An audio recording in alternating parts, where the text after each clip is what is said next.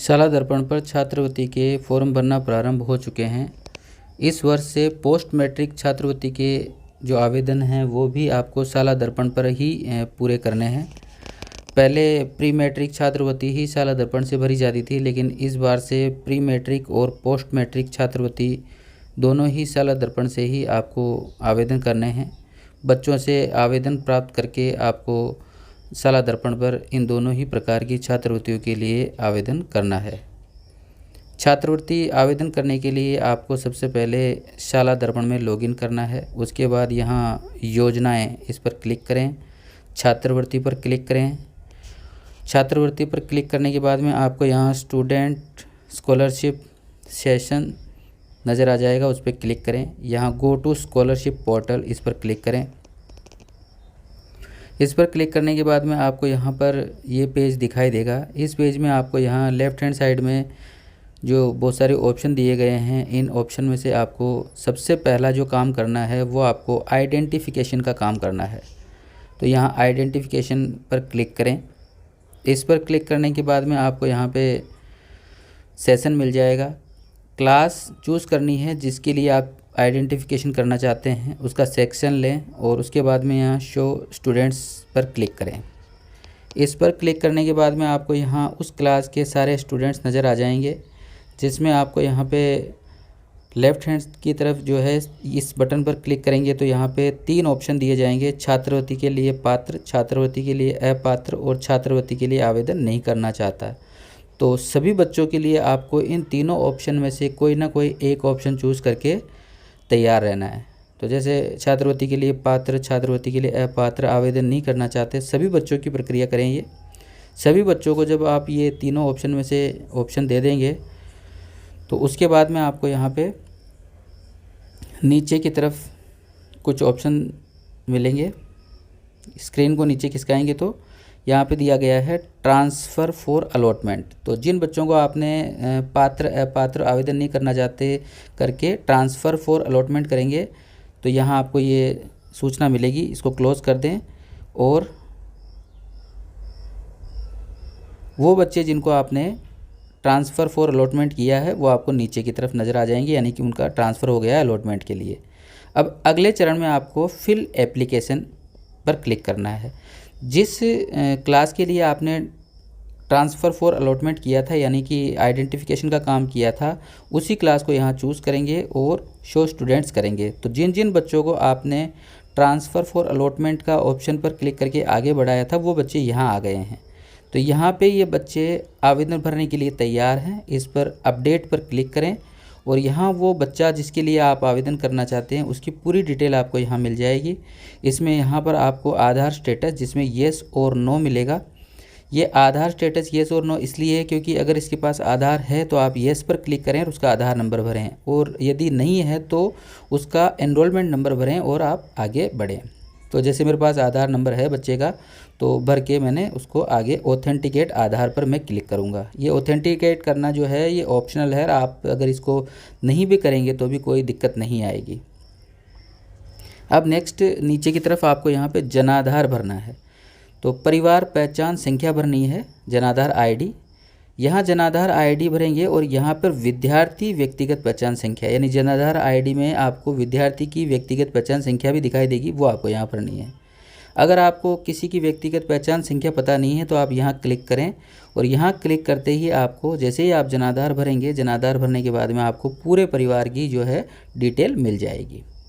जैसे ही आप यहाँ जनाधार भरेंगे, जनाधार भरने के बाद में इस जगह पे आपको ऑटोमेटिक जनाधार भरा हुआ मिल जाएगा, क्योंकि ये ऑप्शन बंद है फिर भी यहाँ पे जनाधार भर जाएगा। तो जैसे मैं यहाँ पे जनाधार और व्यक्तिगत जनाधार बच्चे का भरता हूँ तो ऑथेंटिकेट करता हूँ, तो इस जगह पे आपको यहाँ पे ऑटोमेटिक परिवार पहचान संख्या आ जाएगी, जो कि अभी ये कॉलम बंद है। तो मैंने भर दिए हैं, जनाधार आईडी भर दी है, बच्चे की भी भर दी है, और ऑथेंटिकेट आधार पे क्लिक करेंगे, जनाधार पे क्लिक करेंगे तो यहाँ पे बच्चे का नाम आ गया जिस बच्चे के लिए आप छात्रवृत्ति के लिए आवेदन करना चाहते हैं। तो इस बच्चे को आप देख लें कि ये वही बच्चा है। अगर ये वही बच्चा है, कन्फर्म हो जाता है, तो उसके बाद में यहाँ आप ऑथेंटिकेट जनाधार पर क्लिक करेंगे। जैसे ही आप ऑथेंटिकेट जनाधार पर क्लिक करेंगे, इस बच्चे का जो रिकॉर्ड है वो लॉक हो जाएगा, यानी कि ये बच्चा जो है आधार के रूप में ऑथेंटिकेट हो जाएगा। तो यहाँ सक्सेसफुल ऑथेंटिकेशन का जो है आ गया है, यहाँ दिखाई दे रहा है। अब आप यहाँ देखेंगे, ये देखो जनाधार आईडी ऑटोमेटिक आ चुकी है, ये नॉन एडिटेबल है लेकिन यहाँ आ चुकी है। अब यहाँ पे आपको मुखिया या विद्यार्थी की पहचान संख्या भरनी है। तो अगर आप पहले विद्यार्थी की पहचान संख्या भर के देख लें और उसके बाद में गेट जनाधार यहाँ पे क्लिक करें, लिंक्ड बैंक अकाउंट यहाँ पे क्लिक करेंगे। जैसे ही आप यहाँ क्लिक करेंगे तो आपको यहाँ दिखाई दे रहा है कि जिस बच्चे के लिए हमने जनाधार आईडी भर के आगे बढ़े थे तो उसका जो बैंक अकाउंट है वो जनाधार से लिंक नहीं है, इसलिए उसकी पूरी डिटेल नीचे की तरफ यहाँ पे नहीं आई है।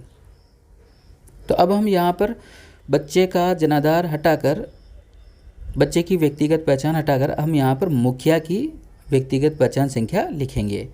तो जैसे ही हम मुखिया की व्यक्तिगत पहचान संख्या यहाँ लिखेंगे, यदि इस मुखिया की बैंक डिटेल जनाधार से लिंक है तो जैसे ही हम गेट जनाधार लिंक्ड बैंक डिटेल्स पे क्लिक करेंगे तो यहाँ पूरी डिटेल्स आ जाएगी। इसका मतलब ये है कि जो मुखिया की जो व्यक्तिगत पहचान संख्या है उसकी बैंक डिटेल पूरी तरह से बैंक डिटेल जनाधार से लिंक है। तो आप यहाँ देख लें कि वही मुखिया का बैंक अकाउंट है, ब्रांच कौन सी है सारी चेक कर लें। अगर ये सब बिल्कुल एकदम ओके है तो नीचे की तरफ यहाँ पे दिया गया है कि ये जो बैंक अकाउंट है ये आधार से लिंक है या नहीं है, तो येस और नो पूछा गया, तो आप यहाँ येस कर दें और यहाँ अपडेट पर क्लिक करें। अपडेट पर क्लिक करते ही आपको यहाँ पे अपडेटेड लिखा हुआ मिल जाएगा, यानी कि ये काम हमारा सक्सेसफुली हो चुका है, यानी कि जनाधार का जो बैंक अकाउंट है वो सक्सेसफुली अपडेटेड हो चुका है। अब नीचे की तरफ हम बढ़ेंगे तो यहाँ पे और बहुत सारे ऑप्शन है जिसमें पेंडिंग पेंडिंग पेंडिंग लिखा हुआ है। तो हम एक एक करके इनको सबको भरेंगे कि हमने कौन कौन से यहाँ से इस बच्चे से जो है हमने डॉक्यूमेंट्स प्राप्त किए हैं। तो डॉक्यूमेंट्स जो जो प्राप्त किए हैं वो यहाँ भर दें और अपडेट पर क्लिक करें। जैसे ही अपडेट पर क्लिक करेंगे अपडेटेड लिखा आ जाएगा, यानी कि आपने ये काम कर लिया है। अब आप यहाँ भरें कि एनुअल फैमिली इनकम सर्टिफिकेट हमने प्राप्त किया है कि नहीं किया है, ओबीसी से क्रीमिलियर है तो उसका सर्टिफिकेट प्राप्त किया है कि नहीं किया है। तो आप यहाँ से टिक कर दें और अपडेट पर क्लिक करें और यहाँ अपडेटेड लिखा हुआ आ जाएगा। अब नीचे की तरफ जो ऑप्शन है उसमें यहाँ ये देखो डॉक्यूमेंट्स अपडेटेड सक्सेसफुली और डॉक्यूमेंट्स अपडेटेड सक्सेसफुली दोनों बार आ चुका है। यहाँ पर आप फैमिली इनकम भरेंगे, फादर की इनकम, मदर की इनकम और गार्जियन इनकम। अगर अलग अलग है सबकी तो सब अलग अलग भरें, और यदि केवल फादर की इनकम है तो यहाँ भर दें और अपडेट पर क्लिक करें।